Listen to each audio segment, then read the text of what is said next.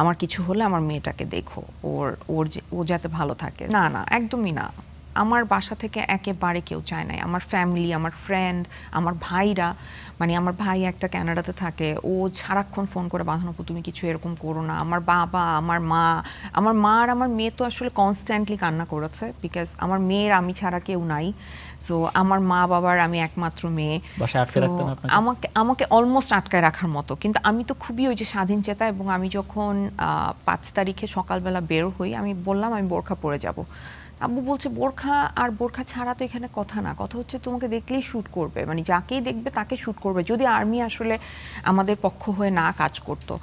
তো তখন আমি শুধু একটা কথাই ওদেরকে বলেছিলাম যে মানে আমার যদি কিছু হয় তাহলে মানে জাস্ট আমার মেয়েটাকে দেখে রাখো।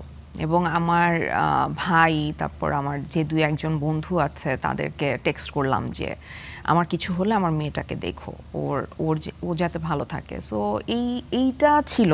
আর এছাড়া মনে হচ্ছে যে ওই সময়টা আমার কথা শুনে একটা মানুষও যদি রাস্তায় আসে, তাহলে সেইটা, এবং সে যদি কোনোভাবে ক্ষতিগ্রস্ত হয়, সেটা আসলে আমার জন্য খুব লজ্জার হবে, গ্লানির হবে।